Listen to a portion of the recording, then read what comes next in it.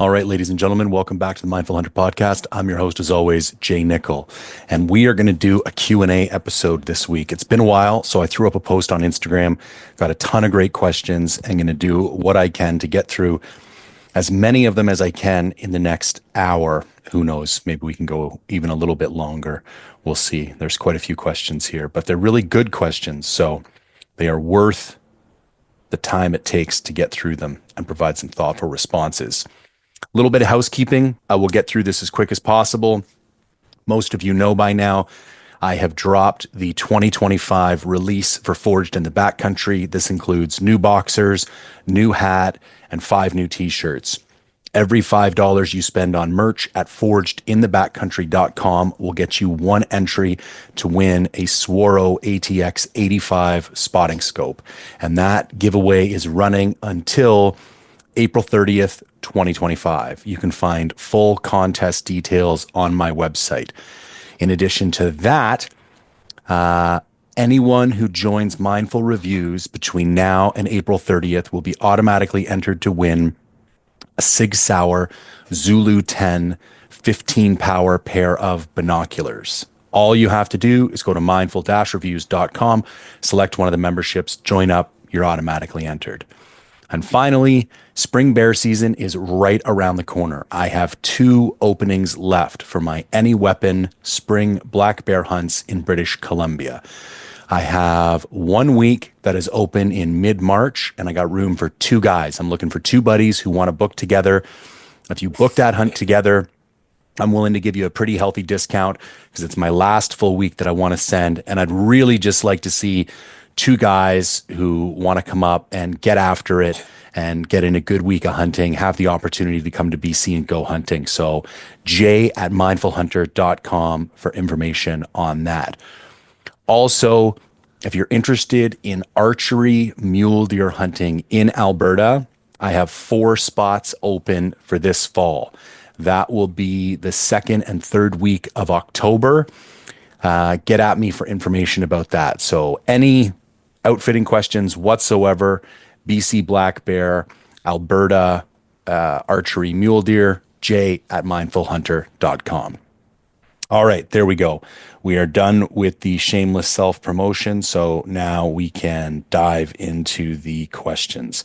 The worst part about bringing up questions on your phone is that it keeps closing the app. Okay, first question is, any plan to look at the Durston X-Dome?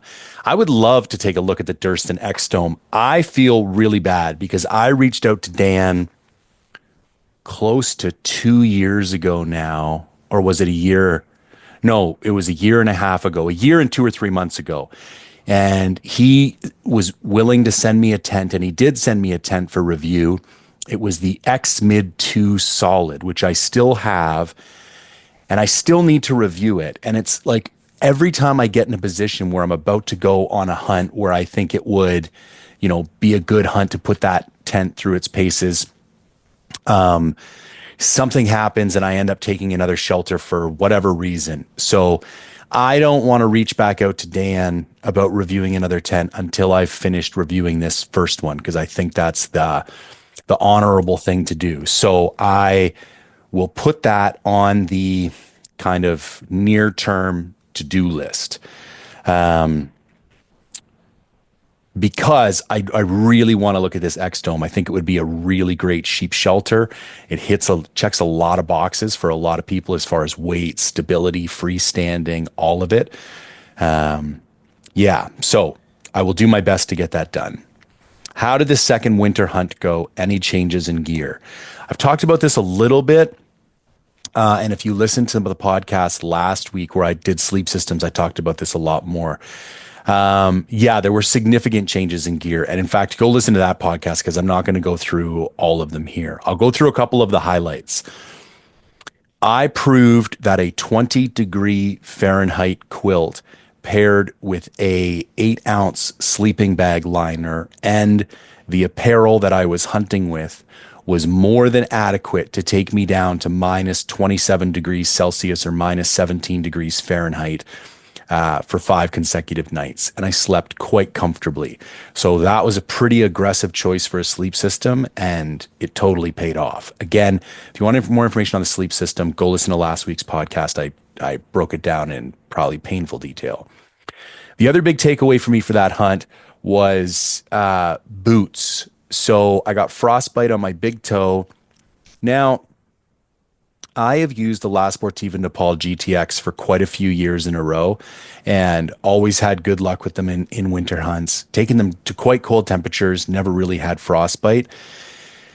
I think realistically, -15 to -20 is probably the limit of those. Now, a buddy of mine, Ben Reynolds, did hit me up last week and provided me with a vapor barrier sock protocol that could solve my issue with those boots. And I'm looking forward to testing that out.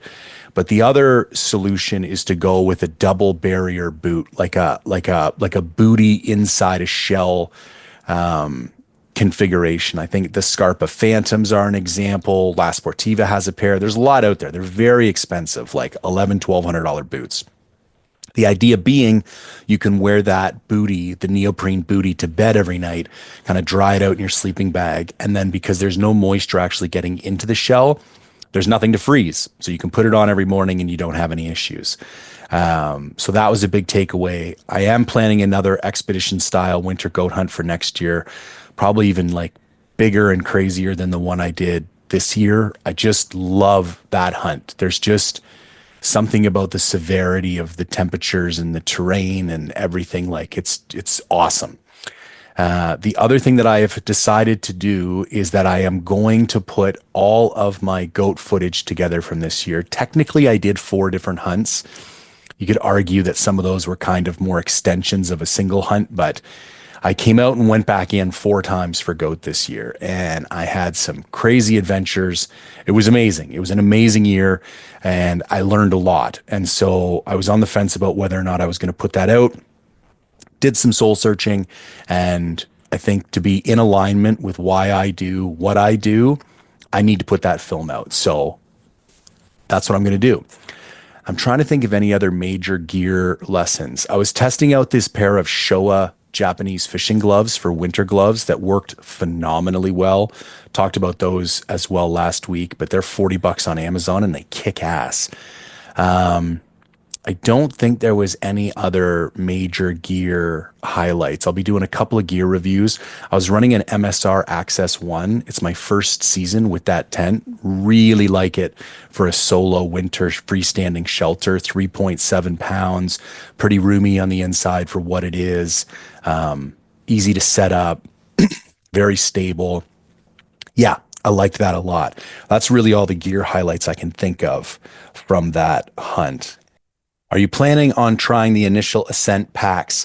Yes, I am. I think what I'm going to do is buy an initial Ascent pack and a Kifaru arc frame with bag and kind of run those in a head-to-head review, because I think those are the only 2 real options for a full carbon frame. Kuiu runs a full carbon frame, but Kuiu packs are garbage. And I think a lot of people that I trust have given really great reviews for both and also been slightly critical of both for different reasons. So I think it would be a really interesting opportunity to review those 2 packs. And I'm still not completely sold on the whole idea of a carbon frame, but if you are going to go with a carbon frame, I think those are likely the 2 packs that you're going to be choosing between. And I think they both provide really interesting solutions to the carbon frame problem. So yeah, that will be my goal. I will try to get that done this year for sure. Just a little comment. The new underwear is great. Love it. Keep up the great work. Thank you very much. Feedback on the boxers has been phenomenal. I've had a couple pieces of constructive feedback. Nothing crazy. One guy wanted them a little bit longer. Another guy wanted, some type of anti-odor additive like a Polygene, which I'm currently looking at for potentially a future iteration. I wanted to get these ones out in the wild for at least 6 months. get, at least 1,000 pairs out there, get, three, 400 different people wearing them, and then really gather a good body of feedback before I made any significant changes. And so I think adding something like Polygene to the next iteration is a good idea. Length, I'm kind of on the fence about.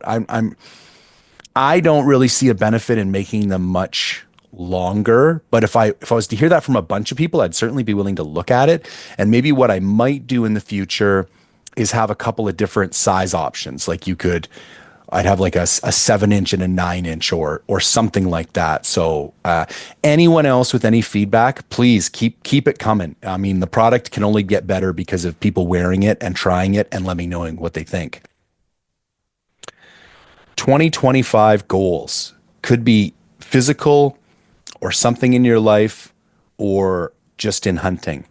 Yeah, this is very interesting. I did a bit of a podcast on this, or I talked about this on the podcast after I do a bit of a New Year's exercise with my wife every year where we write down our goals for business, family, and personal. And I shared some of those, but I already feel like some of those have changed just based on some of the success I've already had this year. Um, yeah, why don't I just riff on this a little bit and see where I'm at? Business is going better than I could have hoped. And it made me realize how stressed I've been about business for the last year and a half since I made Mindful Hunter my full-time gig.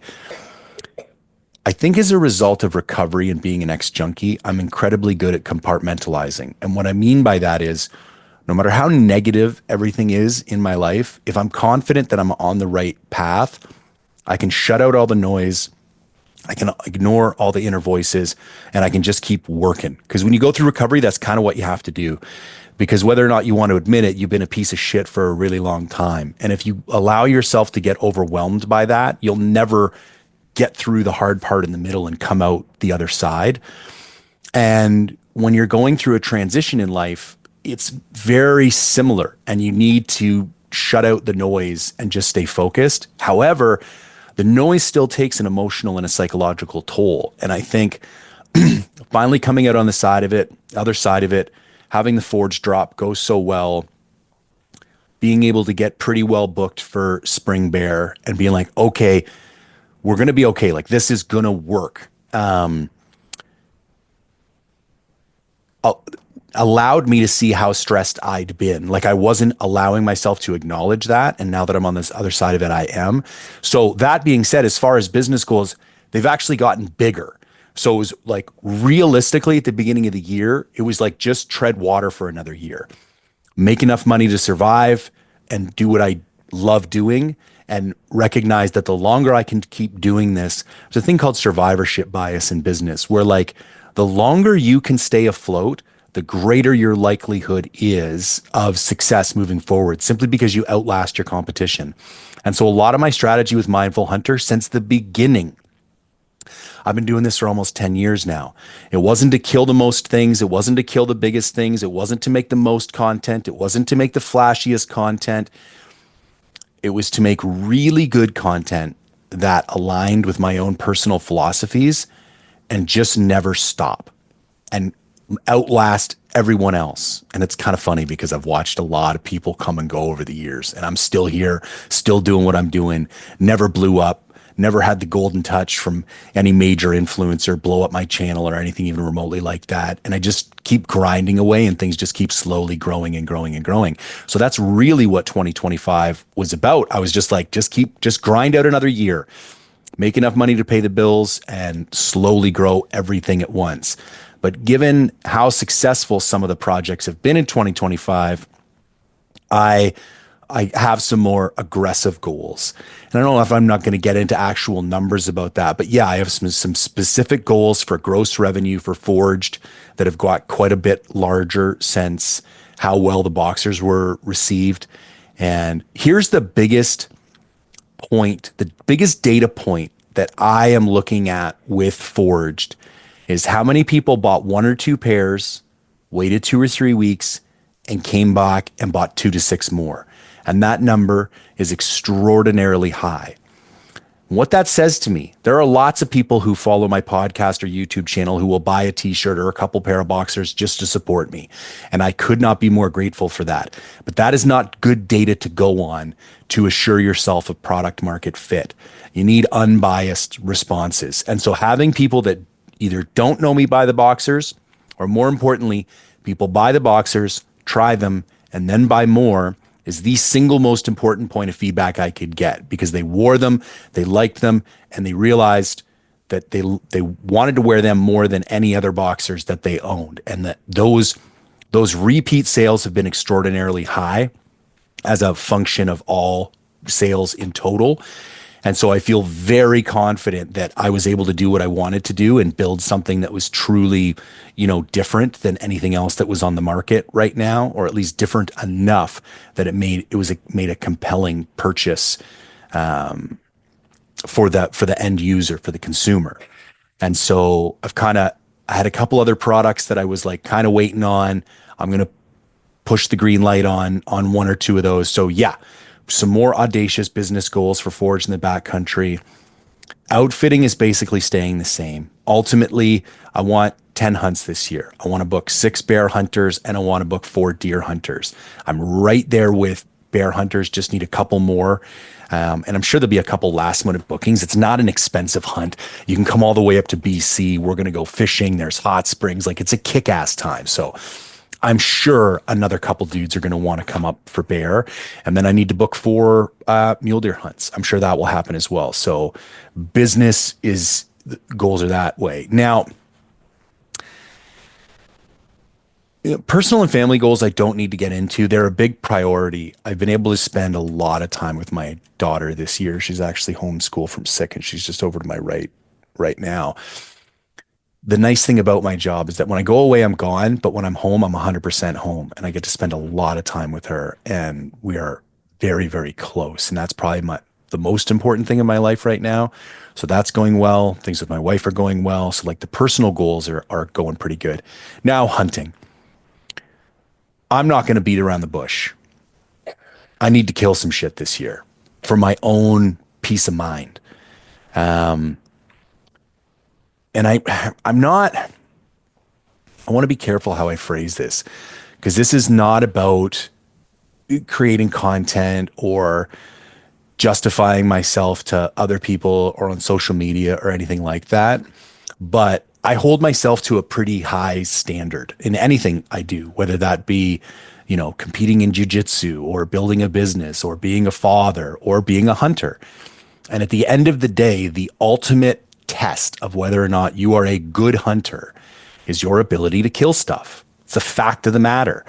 And I think you need to look at that in the macro. I think you can have seasons that are off. You can have trips that are off. Like, I don't think just because you don't kill something every now and then, or even for a string of a couple hunts, that means you're a bad hunter. But I think you need to be able to back up, look at the big picture and go, yeah, I feel confident in my abilities based on the evidence in front of me. X amount of hunts, Y amount of dead animals. I'm good at what I do. It's not good enough for me to just be mediocre or tread water at this thing.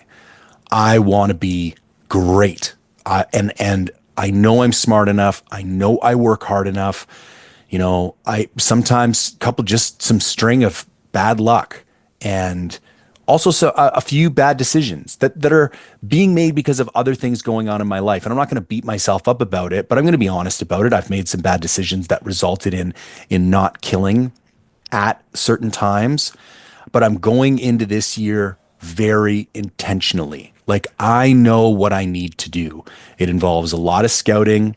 It involves a lot of very strategic planning about who I'm going hunting with, where I'm going hunting, when I'm going hunting, being very focused about how many hunts I'm doing and exactly when those hunts are going to be and what I'm willing to sacrifice to make those hunts. Like, let's take elk, for example.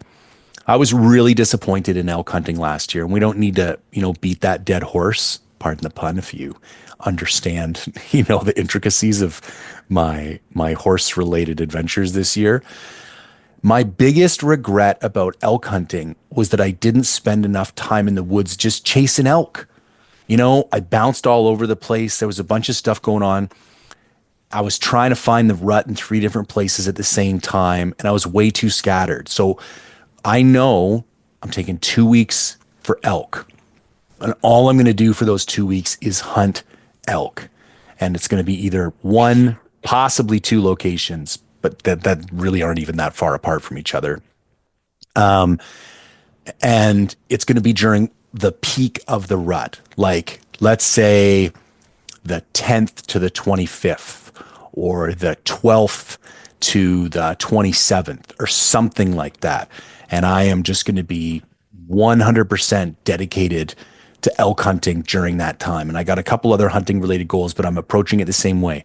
I will be scouting those areas before hunting time comes. I already have multiple proven spots that I'm hoping to add to in my area that I hunt elk. So yeah, that's probably, like, if I was to prioritize, other than the family things, if I was to prioritize the goals that I have this year for my own peace of mind, it's going to be success on these hunts. And I need that, not in a desperate way, not in a, but like, I know myself, I need to prove to myself that I can do this again, because I felt like I put a couple good years back to back, and then it just was off. And so I need to get back on again. So yeah, that's where I'm at for 2025 hunting goals. Best 2-person, 3-season, and 4-season tent. Best 20-degree bag, best sleeping bag. I mean, listen, I don't want to shit all over your question, but I'm kind of gonna. This is the perfect example of a bad question, because you giving me nothing to go on here. I don't know the hunting circumstances. I don't know your weight goals. I don't know how big you are. I don't know what your budget is. I don't know what you currently own. It's kind of a useless question. And by 2-person, do you mean a tent big enough to actually fit 2 people? Or do you mean what would be sold as a 2-person tent, which is what 99% of people buy to run for themselves? So if you want to circle back with me, I'm more than willing to dive into this deeper. I can give you some direction. Listen, I really like the Sea to Summit Telos TR2 for a standalone 2-piece shelter. There's a 2-person and a 3-person. If you want it for 1 person for yourself, buy the 2P. If you want it for 2 people, buy the 3P.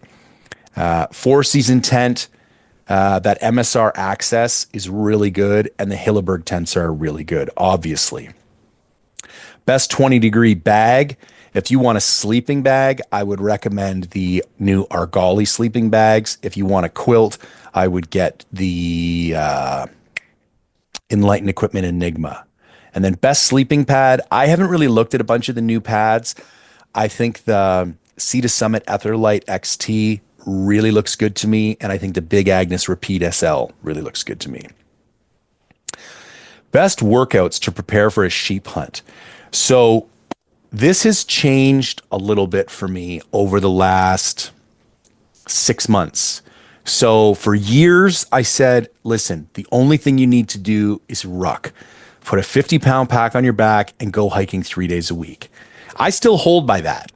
If fitness is not a big part of your life and you're not super passionate about it, and you just want to get to the point where you're not going to embarrass yourself on a sheep hunt, you're going to be able to hold your own, I still hold very strongly that if you go on 3 rucks a week for 60 to 90 minutes with 40 to 60 pounds on your back, you'll be a beast. You do that for 3-4 months, you will be a beast. You will out hike 98% of everyone else on the sheep hills, because most guys don't do anything. However, I have started introducing some things that have had a very unexpected positive benefit. I really think if you've got the time and the knowledge, incorporating 1 to 2 days a week of lifting can really produce significant benefits.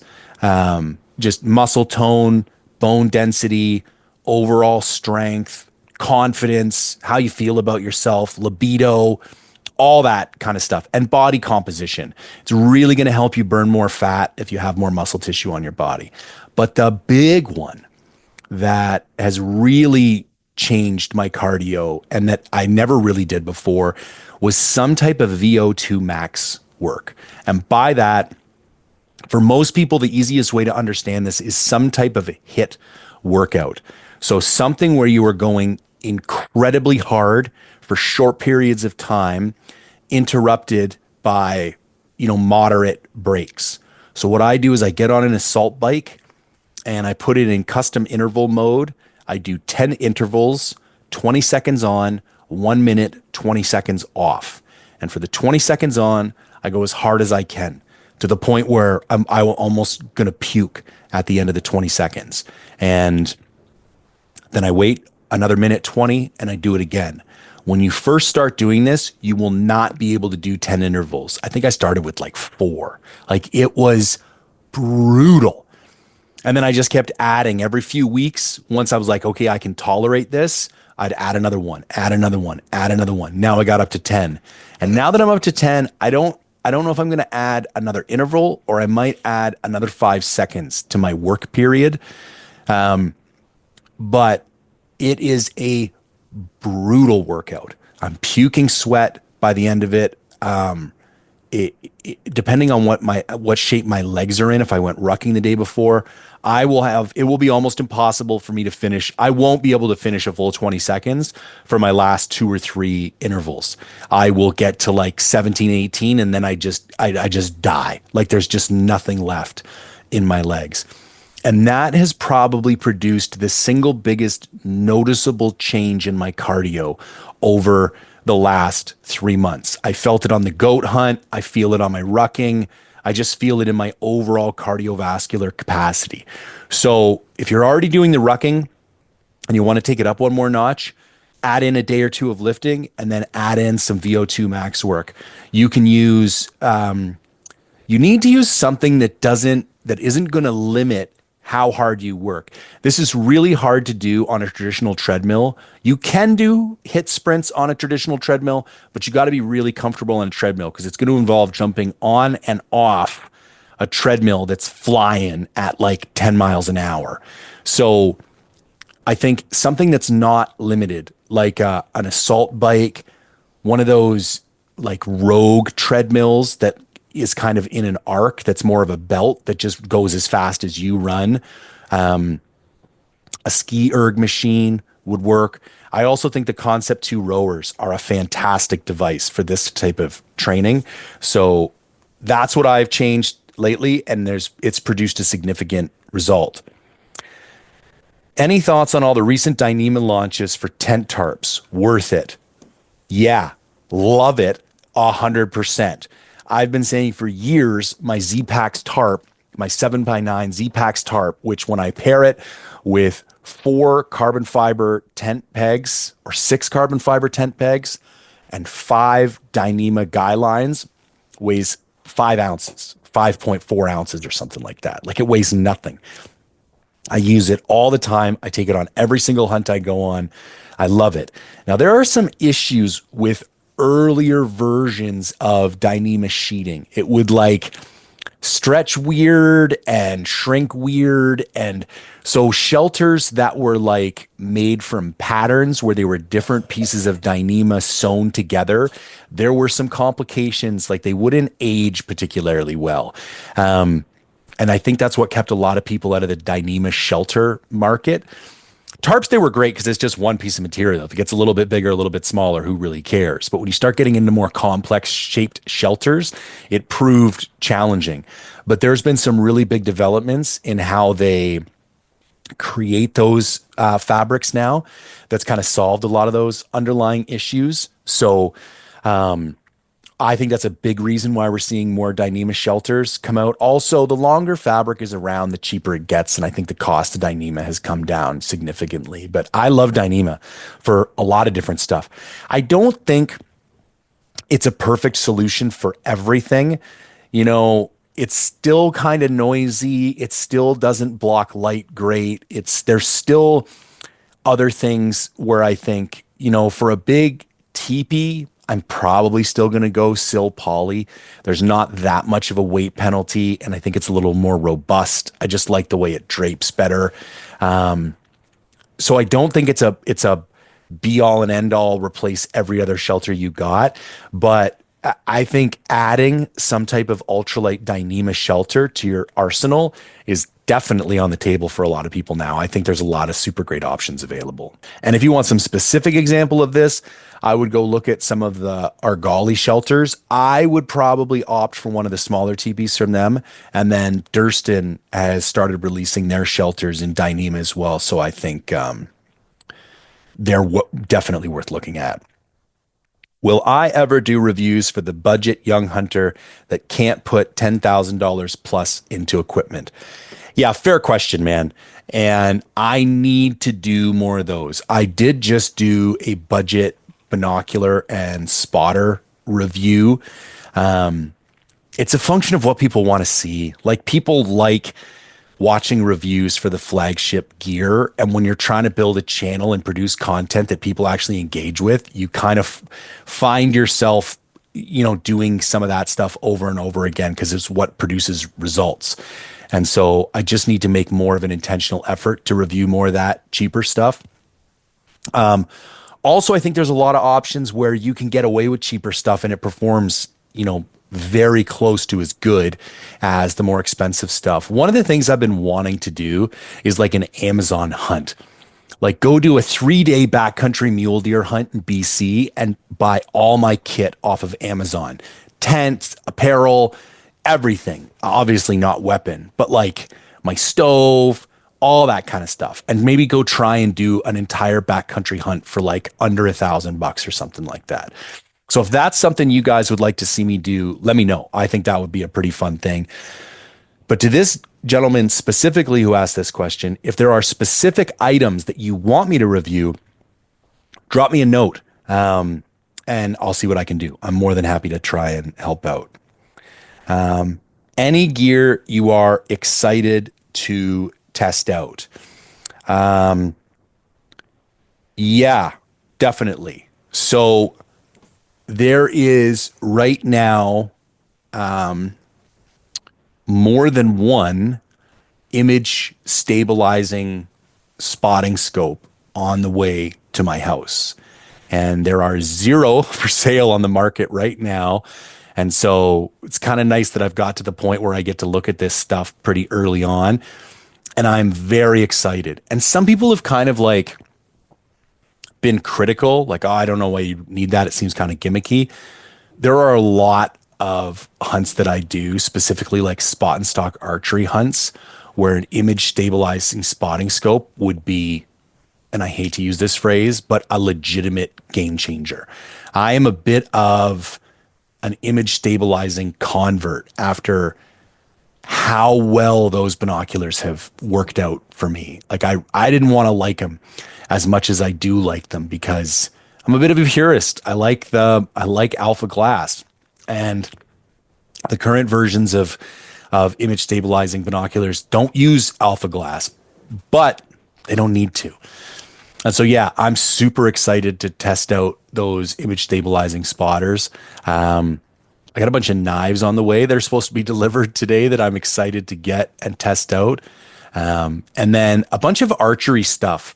I'm rebuilding my bow this weekend, and I got like a new arrow set up on the way. I got 3 new releases coming in. I'm excited about that stuff too. And I think there's more if I sat down and thought about it. But yeah, those are a few things off the top of my head. Oh, next question. Why don't you do more archery reviews and archery related content anymore? Couple reasons. One, I like to stick to things where I feel like I have a competitive advantage. And there's just people who know more about archery than I do. That being said, I still think I can add value to the space, and I will when I can. The archery content does not get nearly the reviews or the engagement as some of the other content, primarily because I live in BC and barely anybody bow hunts here. Which isn't the end of the world to me. I don't mind making content that isn't as popular as the other content, but that's a reality of what I do for a living. I need to make shit that people watch. And so that's another part.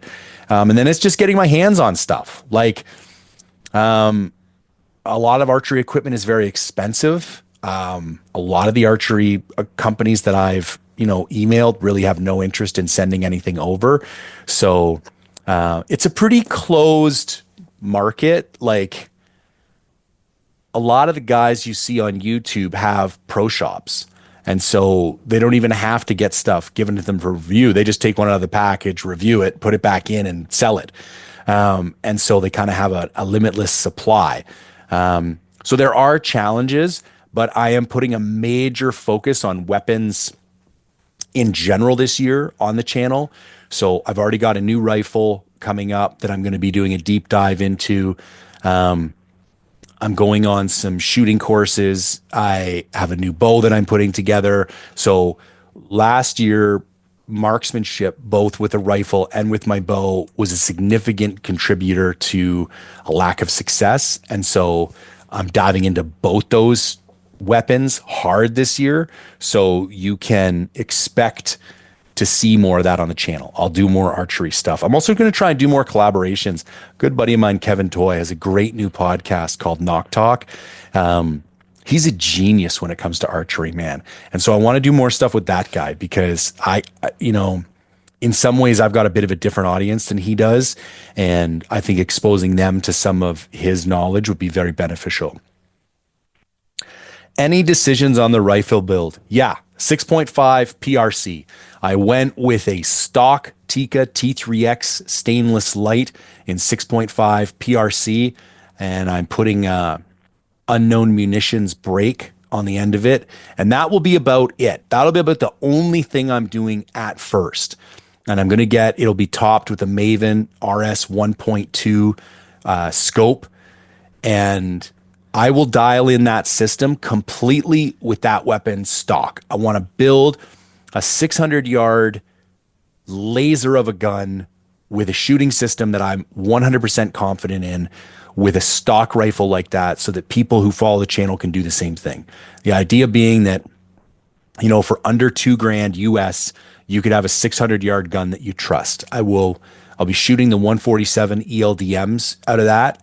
And there's a couple other little decisions that need to be made along the way. And then once I get the whole system set up, I do have a long-term plan for customizing based on that platform. But for now, she's going to stay stock.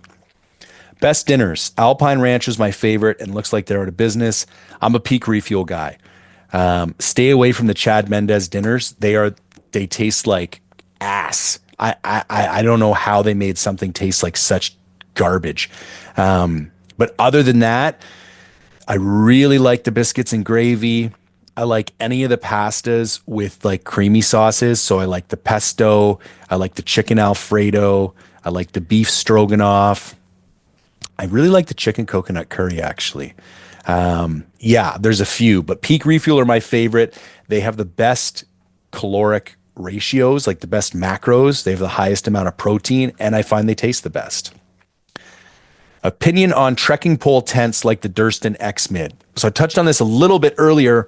I don't really like them. And to be honest, I didn't think of it when I was sharing this earlier, but that's one of the main reasons I haven't reviewed the Durston X-Mid 2 that they sent me. Like when I go on a sheep hunt, I need my trekking poles. Like when we leave camp in the morning, even if I'm leaving my tent set up, I need to take my trekking poles with me. So having my shelter eat up both my trekking poles doesn't work for me. That being said, you can buy ultralight poles off of the Durston website, which is what I'm going to do. I don't mind single trekking pole shelters because then you can still use one while you're out for the day. Also, with those shelters, it's a lot easier and more realistic to just collapse your shelter while you're gone for the day, although not a great option if it's going to rain or be super windy. As a general principle, I do not like trekking pole shelters because I need to use my trekking poles, which means I'm either going to buy a separate pole for that shelter or I need to find something that I can use in place of my trekking pole when I get out there. So that's where I'm at with those. How's your gun build and training plans shaping up? Shoot to hunt, you still planned? Yeah, 100%. So that's the shooting course that I'm going to be going to. I was talking with Ryan, and I think I'm going to go down for the third week of June and shoot their course. I couldn't be more excited. I think what they've got going on is exactly, for a guy like me, who's like hunter first, shooter second. I think their curriculum and the stuff that they're choosing to teach is exactly what I'm hoping to learn. So there's an opportunity or the potential for an opportunity for me to get down to Idaho before that as well and potentially do some stuff with the shoot to hunt guys. We're just trying to work out scheduling right now, but stay tuned for that because I'm pretty excited. Expectation versus reality for hopping into the hunting space, also guiding. I think everybody says this about the hunting space, and I don't mean to be negative, but 90% of the people that you guys watch and look up to are completely full of shit. The amount of stories that I've heard, and I could name names and get into it, is just atrocious. These guys that try and pretend like, I go out 5 times a year and I'm successful 5 times a year. And then you hear how many hunts they really do that they don't share and the way they treat people and guides and the amount of people who post pictures and let you think that they killed that on a DIY hunt and it was actually a guided hunt. And I know the guide that took them is astonishing to me. It just blows my mind. And so, yeah, I knew there was going to be some of that. I'm shocked by how much of it. And it really, you just end up losing respect for a lot of people, which is why you'll see I kind of maintain relationships with the people that I do in the industry, because those are the ones that over the test of time have proven to kind of approach this thing with the same amount of integrity that I do. Now, as far as expectations versus reality and the guiding thing, it was almost the opposite for me because I thought it was going to be negative and it turned out to be positive. I was a snowboard instructor for a bunch of years while I was in university, and it kind of made me hate snowboarding. Not hate it, just get burnt out. Because you were doing it all day with kids, and then it was like, ugh, now I don't want to go do this on my own. And so with guiding, I was more worried that by spending my time guiding, I wasn't going to want to do my own hunting. And then I was also worried that guiding somebody to killing an animal wasn't going to be as rewarding or feel the same as killing one myself. And I was also worried that I've started to stress out recently about being successful on hunts for myself. And I was worried that I was just going to be a big stress case trying to guide other people. All three of those things turned out to be false. I find it way easier to guide people than do my own hunting for some reason, because I feel like no one is expecting me to kill something. I just don't feel any pressure at all. I feel very confident, and my track record last year backs that up, very successful overall with my clients. Spending time with other guys hunting only made me want to do my own hunting more. Like I loved the fellowship of it. I thought I would want to be on my own more. There are nights, when you got to go to your room and shut the door and it's like, okay, that's enough right now. But I loved that part of it. And then the killing, I think it might even feel more rewarding, especially because there's more challenges. Like when you're a guy pulling the trigger or pulling back the bow, it's like I'm in control of the whole situation and I feel more confident. Not everybody is as prepared as you are. And so sometimes when you can get it done for somebody, it's even more rewarding because it's like they didn't bring that same skill set to the table that you do. It was overall, I can't think of, there was maybe a couple negative things, but I can't really think of anything significantly negative about guiding at all. I loved it, and I couldn't be more excited to do it again this year. Like I just had a Zoom meeting with one of my hunters, and that's the way I'm approaching this. Like I've never had a guy do a Zoom meeting with me before a hunt, which is kind of crazy when you think about it. Like you give these guys so much money and you just kind of show up and do what you're told. And I get it with these bigger operations or guys have been doing it for 20 years and got everything just dialed. But like I want hunters to feel like they've got a hand in building the hunt. Like I broke out the Onyx, did a screen share, said, these are some of the areas I'm looking at. How's that look like to you? Is there something else you want to go look at?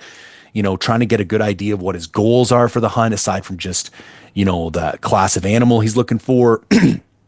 He's got some backcountry goals in mind that he wants to get more comfortable back there. So I'm like, okay, we can tailor this hunt to suit your needs. But yeah, just overall, super excited about the upcoming season and getting out to start scouting for those guys. Favorite hunting pants, early and late season. Early, the Sitka Ascent. Late, the Stone Glacier de Havilland. I don't really use a late season pant. I'll put something on underneath the pants. Does Barklow have a couple of original ambient hoodies stashed anywhere? If he does, I bet you other people have already hit him up for him. Top supplements for the gym and backcountry. I love Warrior Fuel. Curious on what you use. I'm brand agnostic. I really just look at the recipes and the formulas in the supplements. I've never used Warrior Fuel, but I know a couple guys I trust that like them. I can tell you right now, I've looked at the formulas for the Mountain Ops stuff, and it's just hot trash. It's underdosed garbage that you're just paying for a label and a Cam Hanes giveaway. Nothing respect for Cam Hanes, by the way. I think he's an absolute savage, but Mountain Ops can take a flying leap. I think their supplements are just pure garbage. Yeah, Warrior Fuel, I would have to look at the formulas. Here's the deal. What you need is very limited. Like if we're going to go on performance-based supplements for daily life, it's like, dude, if you're eating a balanced diet, creatine and protein and maybe some fish oil. That's literally it. There's no need to buy anything except pure creatine monohydrate. And I take anywhere from 10 to 20 grams of that a day. I use a high quality protein whey isolate. I like Isoflex by Allmax. The flavor is just good. It shakes up really good. I don't like blends. I don't like concentrates. I don't like caseins or any of that other stuff. And you don't need like hydrolysate or any of these crazy expensive. You get a really high quality whey isolate protein and then really high quality fish oil. That's really all you need. Like a green supplement would be a nice to have, not a need to have. A vitamin supplements, nice to have, not a need to have. If you're on gear or TRT, there's some other things as far as like organ health but that's all really tertiary to what your main goals are. And I don't take anything super specific in the backcountry. Making sure you have a balanced diet, you're eating whole foods, and you're getting enough protein a day is really all that I worry about. Opinions on pads for stomach sleepers. I can't help you there, man. I can't sleep on my stomach to save my life, so I have no comments on that. Will you eventually make a Forged in the Backcountry sun hoodie? Possibly. Again, the only time I'm going to make something is when I think I can make a significant contribution to the category. I'm not in this to put out a branded version of something else someone already has just so somebody can get a forged version of the same thing. So if I come across a fabric no one else is using or a design no one else has, or there's a hole in the market that no one else is addressing, I'll do it. So possibly. Any sheep plans for this year? Right now, no. And let me break that down a little bit. So sheep has always been an August opener thing for me. I don't want to do August opener anymore for sheep. I think there's more pressure. I don't think it's a particularly optimal time to go hunting sheep. There's nothing behaviorally that they're doing at that time of year that makes them, better to hunt. People are just going because it's the only thing that's open to hunt and they want to go hunting. And it doesn't interfere with the other hunts they have planned later for the season. My next big sheep hunt, I want to do a later season sheep hunt. I think one of the things that separates me is my ability to thrive in the backcountry in shitty circumstances, bad weather, late season, all that stuff doesn't bother me. And so I would like to do a late September, early October sheep hunt. Now that's challenging because I guide mule deer mid to late October, and I really don't want to give up a sheep hunt in the middle of September. So something's going to have to go. The other reason, I currently don't have any significant intel on where to go hunt sheep. That's just the bottom line. I've tried just picking spots on a map. You're really committing a lot of money and time, and you're rolling the dice. I don't have any like super great buddies that have killed a pocket of sheep that are like, hey, come on out, or here's a couple spots. And that's fine. I don't expect that. I don't ask for that. But I feel like once I solve that problem, and maybe I just got to go do some more scouting earlier on in the season in some of these places, then I will be willing to sacrifice what I need to plan that late season hunt. And maybe I've started thinking that maybe next year, like my first love in hunting is archery elk. And I lost my archery elk season last year, and I can't miss it again this year. I need that experience. And if I can go out and have the success that I need to have this year archery elk hunting, then I might be willing to sacrifice that season next year to go after a sheep. Also, I am just as obsessed with killing a goat as I am with killing a sheep. And I haven't killed a goat yet. So because I get to go do my goat hunt on the opener, that's kind of fulfilled that, real intense, severe backcountry hunt need for me. Now, once I kill a goat, that will also change. But as of right now, no hard plans for sheep for 2025. Best hunt for a beginner, bear. They're everywhere. They're easy to hunt. They're fun to hunt. You can do them on weekends. You can do them on evenings. I think bear. Do you do wolf hunting? Do you believe in the hybrid mix of wolf and coyote? I don't do wolf hunting. I'd like to do wolf hunting. It's not super accessible down here in the lower mainland during the seasons when I would typically do it. So I haven't yet, but I would like to do some. And I don't have enough education to have an opinion on whether I believe in hybrids. Significant enough difference between sill versus PU coating on a shelter to choose sill over PU. I'm assuming he means a silicone over polyurethane. And sometimes they will impregnate using both. Like sometimes the top will be sill and the bottom will be sill PU, or they'll have a blended sill PU coating top and bottom. I don't know. To be honest with you, this is one of the things that it's hard to get through the marketing jargon on. Sill poly has always performed extraordinarily well for me. So I've just went with it. I think it's a question worth further investigation. Is weight one of your biggest factors on choosing a backpack? No, but here's why. I think for a standard backpack that you're going to want to use for an expedition style hunt and also carry out a significant portion of meat on that you want to, pack around at 60 or 70 pounds and be able to withstand a pack out of upwards of 120 pounds. I think 6 pounds is kind of like the point of no return. Everything I've run that's under 6 pounds feels like garbage as soon as you get over 80 or 90 pounds. And everything I've run that's over 6 pounds, doesn't really help the weight any better. Like if you look at a standard Kifaru setup, it's going to come in around 9 pounds, 9 pounds. Look at an Exo setup, it's going to come in around 6.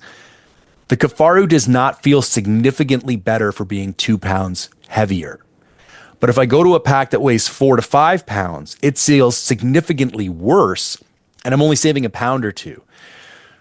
So weight is not important to me, but I'm also not going to run around in a 9, 10, 11 pound pack. I just don't understand why I would. Maybe if there's factors I'm not considering, people love that Barney's pack. It's very heavy compared to other packs on the map. I'm not saying it's a bad pack. It could be a great pack. I've never run it, but just when I'm doing my pack math, I'm like, I don't know why I would use a 10 pound pack when a 6 pound pack will do what I want. And continuing that logic, I have no desire to try and save 2 pounds by moving to a 4 pound pack that doesn't work. So that's my thoughts currently. What's my archery setup for 2025? And do I plan on hunting bear for myself this spring or just guiding? I will do a complete breakdown on my new archery setup, bow, draw length, draw weight, or a broadhead setup, arrow setup, all kinds of stuff. As soon as it's all done, expect that in the next 2 weeks. I would love to do some bear hunting for myself. The priority is obviously clients.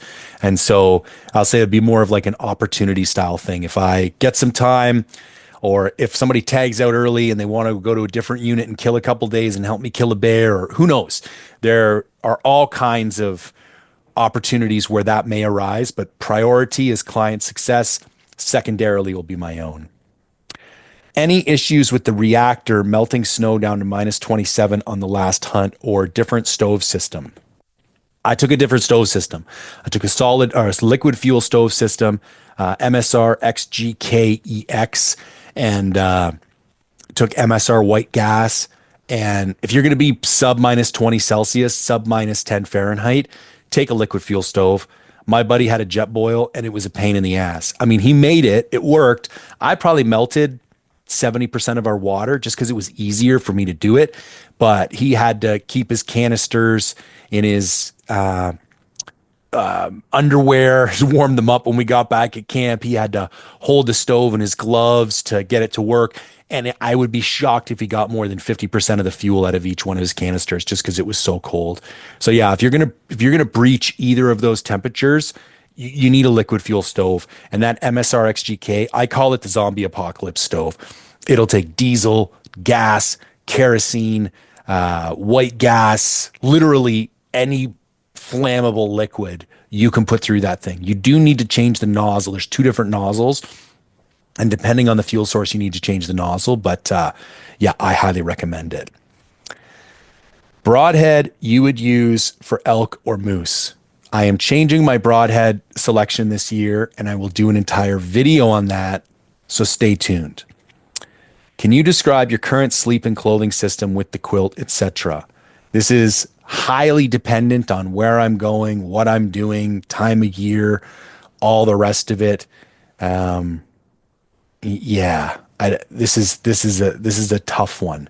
Like if I was going to go on an elk hunt, Sitka Ascent pants, Stone Glacier Avro hoodie, Sitka Ambient hoodie, Stone Glacier Grumman puffy, Big Agnes Q-Core SLX pad, Enlightened Equipment Enigma 50-degree Fahrenheit quilt.